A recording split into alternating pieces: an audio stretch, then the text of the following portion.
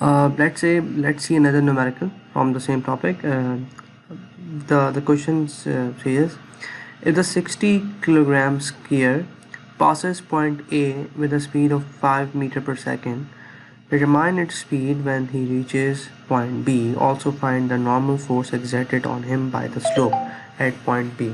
Neglect friction. सवाल उस तरह का है कि आपके पास एक स्केयर है जो किसी एक सरफेस के ऊपर नीचे आ रहा है. उस सरफेस की इक्वेशन गिवन है. वो जो नॉन लीनियर इक्वेशन है ये बात हम पहले देख चुके हैं कि इक्वेशन का मतलब क्या होता है. y equal to 0.025 x square plus 5 equation है उस स्लोप की जिस पर वो जिस रास्ते पर जब चल रहा है. पॉइंट ए पर उसकी वेलोसिटी गिवन है, स्पीड गिवन है 5 मीटर पर सेकेंड, और पॉइंट बी तक पहुंचते पहुंचते उसकी वेलोसिटी कितनी है ये हमें निकालना है. उस पर जो नॉर्मल फोर्स एग्जर्ट हो रही है पॉइंट बी पर वो कितनी है, और हमने निगलेक्ट कर देना है फ्रिक्शन को. तो let's see how to proceed with the numerical. हम पॉइंट बी पर निकाल रहे हैं. तो पॉइंट बी पर जो टी की वैल्यू, टी जो है टेंजेंशियल कंपोनेंट है वो इस तरह ड्रॉ होगा, और पॉइंट एन जो है वो वर्टिकली अपवर्ड होगा in the direction of Y axis. मैं सिर्फ पॉइंट बी की बात कर रहा हूँ, otherwise this axis will move. If you move this axis along the surface it will change. So हम पॉइंट बी की बात करते हैं. अब सवाल देख लेते हैं कि यहाँ एन लग रहा है जो सरफेस पर लगा रहा है, और ये उसका डाउनवर्ड वेट ऐड करेगा उस पॉइंट बी के ऊपर. ठीक है, तो आप किसी को कैंसिल कर देंगे. एक सवाल देख लेते हैं. सबसे पहले हम ये देखते हैं कि हम equation of work energy principal लगाते हैं. ये पॉइंट ए पर जो है एक्सेलरेशन का आपके पास काइनेटिक एनर्जी है half m we square plus अभी जो वर्क डन है, ये वर्क डन कौन सा वर्क डन है, ये वर्क डन पॉइंट ए से पॉइंट बी तक जो वाइज फोर्स लग रही है वो उसका वेट है. वेट जो है आपके पास 60 है, 60 टाइम 9.81. अभी 10 की वैल्यू क्या है? 10 की वैल्यू वो है जो वर्टिकल डिस्टेंस है between point A and point B. Point A से पॉइंट बी का वर्टिकल डिस्टेंस वो कैसे निकलेगा? अगर आप गौर करो कि हमारे पास ये इक्वेशन गिवन है जो इस लाइन को डिस्क्राइब कर रही है. ठीक है, तो आप ये देखो 15 जो है वो टोटल डिस्टेंस है. अगर मैं इस टोटल डिस्टेंस में से पॉइंट बी तक का पॉइंट बी की जो वाई वैल्यू है माइनस कर दूँ तो मेरे पास ए से लेके बी तक का वर्टिकल डिस्टेंस आएगा. तो दैट्स आसान, प्रीटी सिंपल, राइट. 15 माइनस, अब पॉइंट बी कैसे निकालेंगे? पॉइंट बी के लिए हमारे पास वाई की वैल्यू है. अगर मैं बी की हाइट निकालने के लिए, मतलब बी की वाई कोऑर्डिनेट निकालने के लिए I have to replace x with the value 0, right. तो आपके पास यहाँ पे एग्जैक्टली ऐसे हुआ है. 15 minus this is a function, x की वैल्यू 0 पुट क्योंकि बी जो है वो वाई एक्सिस पर है. तो यहाँ पे जो वाई ए माइनस वाई बी, ये जो एच की वैल्यू वो 10 आ गई. बस वर्क डन जो है वो 60 9.81 into 10. This is the only work done which is due to the weight of the square equals to half m v b square. B point निकालनी है आपको, that's the final kinetic energy. तो हमारे पास simple equation यहाँ से b की value आ गई. Now अब हमें निकालना है n की वैल्यू. सो n की वैल्यू के लिए हमें चाहिए equation of the Newton second law F equals to m है. हम उस पॉइंट पे जब सम कर रहे हैं जब पॉइंट b है, तो अगर आप गौर करो तो n जो है वर्टिकली अपवर्ड है. यहाँ पे देखो वर्टिकली अपवर्ड है, वेट डाउनवर्ड एड कर रहा है which is 60 into 9.81. And now we have a force which is the centripetal force directed toward the center of the curve, right, which is half mv square upon r, right. तो v जो है हमारे पास point b पे मौजूद है. This term is basically m we square upon r, जिसको हम आमतौर पर या समटाइम सेंटीपिटल भी कहते हैं, सेंटीपिटल फोर्स भी कहते हैं. But this is M we square upon R, M A N. Actually this is the term which is m time A N. A जो है acceleration along the N axis है. ठीक है, तो यहाँ पे v की वैल्यू हम निकाल चुके थे. नाउ हमें यहाँ पे r की वैल्यू निकालनी है. r जो है आपके पास, या रो जिसे कहते हैं हम, जो कि आपके पास सेंटर रेडियस ऑफ कर्वेचर होता है. उसका फॉर्मूला हम पहले देख चुके हैं. D y upon d x निकाला, डी सेकेंड डेरिवेटिव लिया और फिर उसको इस फॉर्मूले में पुट कर दिया जो हम पहले डिस्कस कर चुके हैं. तो यहाँ से हमारे पास रो की वैल्यू आ गई, रिप्लेस किया यहाँ से एन की वैल्यू. तो दैट्स प्रीटी सिंपल, राइट. हमने पॉइंट ए से पॉइंट बी पर वर्क एनर्जी प्रिंसिपल लगाया और फिर पॉइंट बी पर जो है हमने फोर्सेस को सम कर लिया, n weight and the force in the n axis, right? So moving further, let's see this numerical. It has the difference between this numerical is because we have a variable force. A force F acting in a constant direction on 20 kg block has a magnitude which varies with the position S of the block. एक surface पर एक box रखा हुआ है जिसकी value जो block है जो 20 kg का है उस पर कुछ फोर्स अप्लाई हो रही है और वो फोर्स जो है वो इस तरह वेरी हो रही है कि वो डिस्प्लेसमेंट का फंक्शन है। जैसे जैसे डिस्प्लेसमेंट बढ़ रही है एफ की वैल्यू बदल रही है।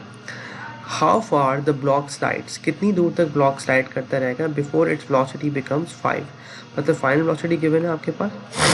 When s equals to 0, the block is moving to the right at 2 metre पर सेकेंड। जब आपके पास s की वैल्यू 0 है तो जो वेलोसिटी है वो 2 है, मतलब v1 आपके पास 2 है और v2 5 है। कोफिशिएंट फ्रिक्शन गिवन है आपके पास 0.3। तो सबसे पहले हम लिखते हैं कॉम्पोनेंट फोर्स ऐड करनी है। पहली फोर्स जो है जो उसको धक्का दे रही है f जो कि 50s² है। एक उसका वेट एक्ट कर रहा है डाउनवर्ड विच इज़ 20 टाइम्स 9.81 क्योंकि 20 मास है। एक उसका नॉर्मल फोर्स जो है ऊपर की तरफ एक्ट कर रही है और उसको एक फ्रिक्शनल फोर्स मिल रही है to between the surface and the block. तो हमारे पास बेसिकली 4 फोर्सेज आ गई। एक अप्लाइड फोर्स है, एक वेट है, एक नॉर्मल फोर्स है और एक फ्रिक्शन फोर्स है। अब इन तमाम फोर्सेस को हम इस्तेमाल करके देखते हैं कि हम वर्क एनर्जी प्रिंसिपल लगाते हैं। नाउ इंपॉर्टेंट बात देख लीजिए कि वर्क एनर्जी प्रिंसिपल में पहली टर्म होती है kinetic energy plus work done by all the forces equals to the kinetic energy. तो first kinetic energy the initial and the equals to the on the right hand side we have the final kinetic energy. So let's use the same relation. अब देखो सबसे पहले हमें NB निकालना है। मुझे N की वैल्यू नहीं पता बट हमें we can use the equation of Newton's we can sum the forces along the y axis because वहाँ पे कोई एक्सेलरेशन नहीं है। तो NB ऊपर की तरफ है, वेट डाउनवर्ड एक्ट कर रहा है और जो फोर्स आप अप्लाई कर रहे हैं वो बेसिकली 50s² की वैल्यू है। करेक्ट। नाउ इसका जो कंपोनेंट है जो वर्टिकल डाउनवर्ड होगा वो 3/5 होगा, तो इसलिए 3/5 नीचे की तरफ एक्ट कर रहा है। 50 वाली फोर्स जो है इक्वल्स टू 0 बिकॉज कोई एक्सेलरेशन जो है कोई m इक्वल्स टू a जो है टर्म है राइट हैंड साइड पर वो 0 क्यों है क्योंकि y एक्सिस में कोई एक्सेलरेशन नहीं है। तो आपने इक्वेशन y एक्सिस के अलॉन्ग इक्वेशन सम की, वेट डाउनवर्ड एक्ट कर रहा है, अप्लाइड फोर्स डाउनवर्ड एक्ट करिए बट उसका हमने वर्टिकल कंपोनेंट ले लिया और NB जो है अपवर्ड है। तो यहाँ से हमने NB का रिलेशन निकाल लिया as a function of S, मतलब NB जो कि रिएक्शन वर्टिकली अपवर्ड अप्लाई हो रही है वो भी S का फंक्शन है। now let's write the equation which is T1 plus summation of U1 to 2 which is total work done between point 1 and 2 equals to T2। तो point 1 पे एक जो काइनेटिक एनर्जी थी वो काफ़ी आसान सी बात है, हाफ v² क्यों 2 जो है वो v था point 1 पे। अब जो अगली टर्म है वो देखने के लिए देख लेते हैं। पहली टर्म जो है वो क्या है 50s²। ये जो फोर्स अप्लाई हो रही है 50s², इसको since it's a function of s और ds क्यों अप्लाई किया because it's a variable force, तो हम f टाइम s करते हैं for the work done right. तो ds हमें इसको इंटीग्रेट करना है। तो 4/5 क्यों बिकॉज इसका इस फोर्स का सिर्फ x कंपोनेंट ही एक्ट कर रहा है ना which is cos theta actually. तो this is basically the cos theta और 4/5। तो this is the applied force time ds 0 to s because 0 जो है इनिशियल पोजीशन है। नाउ अब ये वाली टर्म देख लेते हैं। जो आपके पास NB है, NB जो फोर्स है वो हमें अब जो फोर्स एक्ट करी अलॉन्ग द डायरेक्शन वो जो फोर्स की रिएक्शनल फोर्स फ्रिक्शन फोर्स है जो कि 0.3 टाइम्स NB है। फ्रिक्शन फोर्स क्या होती है NB times the friction coefficient which is 0.3। अब आप गौर करो कि इस इक्वेशन को अगर मैं इंटीग्रेट करता हूँ with respect to ds because ds is the distance, negative क्यों किया because it is basically resisting the motion. तो 1.3 जो है वो म्यू है, 196.2 यहाँ से आ गया। ठीक है, अगर मैं यहाँ ds को इंटीग्रेट करूँगा तो मेरे पास s की वैल्यू आ जाएगी। तो पहली टर्म मैंने यहाँ लिख दी। दूसरी टर्म जो है उसको अगेन माइनस 0.3 जो कि म्यू की वैल्यू है, integral 0 to s 30s² ds। तो बेसिकली ये दो टर्म जो लिखी हुई हैं ये दो terms these two terms are basically showing the friction force which is nothing but NB times 0.3 and then we integrate it from 0 to s and on the right hand side we have half mv।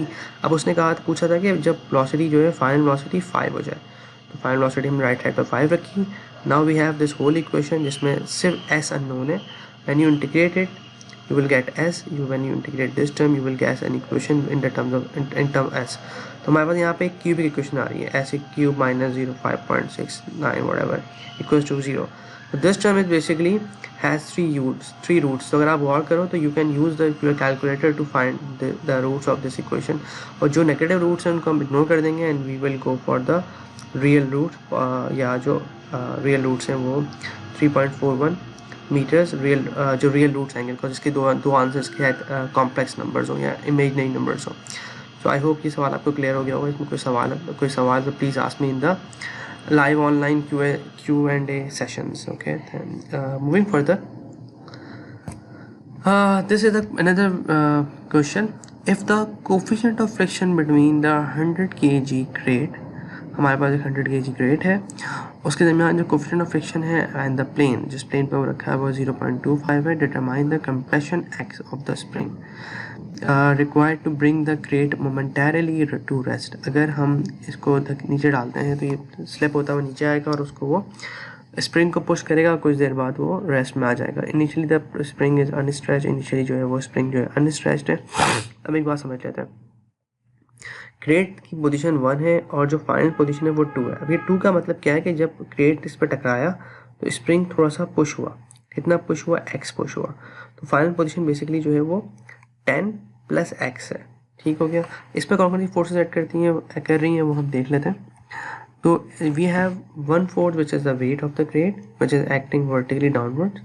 We have one force which is n which is the normal force, which is we have one force Fs which is the spring force जिसको इन direction में है, and we have Ff which is resisting the motion of the crate.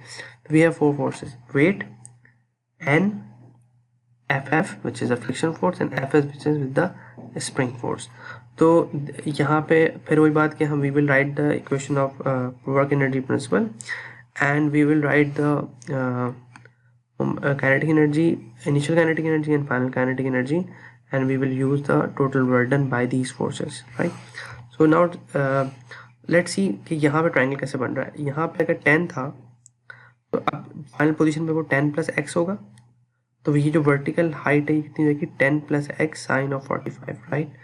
Because नया triangle बन गया। Initial triangle was 10 but after the crate pushes the spring to a new distance which is pushes the spring x inwards, so the final length of the between point 1 and 2 will be 10 + x, so the triangle will be 10 + x sin of 45। अगर मैं vertical length निकालना चाह रहा हूँ, मैं ये क्यों निकालना चाह रहा हूँ, because we need to find the displacement in the y direction for the weight to calculate the work done.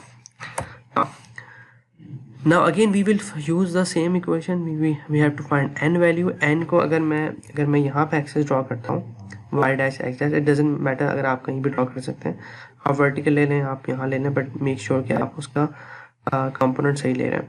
तो अगर मैं x dash y dash को ऑन द क्रेट ड्रॉ कर रहा हूँ तो n जो है वो पॉजिटिव y डैश में है और वेट जो है वो नेगेटिव वेट नीचे की तरफ है y डैश के लिहाज से, और इसका एक कंपोनेंट जो है वो cos 45 इसके अलॉन्ग एक्ट करेगा। इधर प्रीटी हम बहुत दफ़ा कर चुके हैं, तो that you should be clear about it by now. तो यहाँ पे एक्सेलरेशन कोई नहीं है, because acceleration is along x dash axis, y dash axis पे कोई नहीं है। तो एन की वैल्यू आ गई।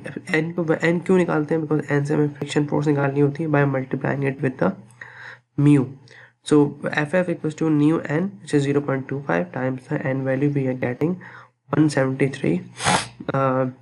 this is the friction force। now अब हम बात करते हैं वर्क एनर्जी प्रिंसिपल की। तो सबसे पहले हम ये देखते हैं कि इनिशियल काइनेटिक एनर्जी कितनी थी, फाइनल काइनेटिक एनर्जी कितनी है।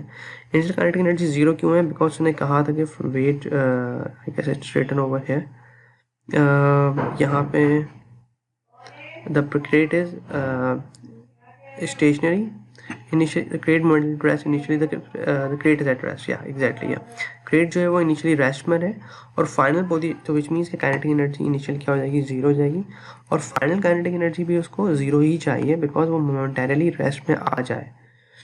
ठीक हो गया, टू रेस्ट। यहाँ पे देख लें इस पॉइंट पर, इसका मतलब है कि पॉइंट 1 और पॉइंट 2 पर काइनेटिक एनर्जी जो है वो 0 है, मतलब T1 is 0 and T2 is 0। So we are only left with what, we are only left with the total amount of work done by all the forces.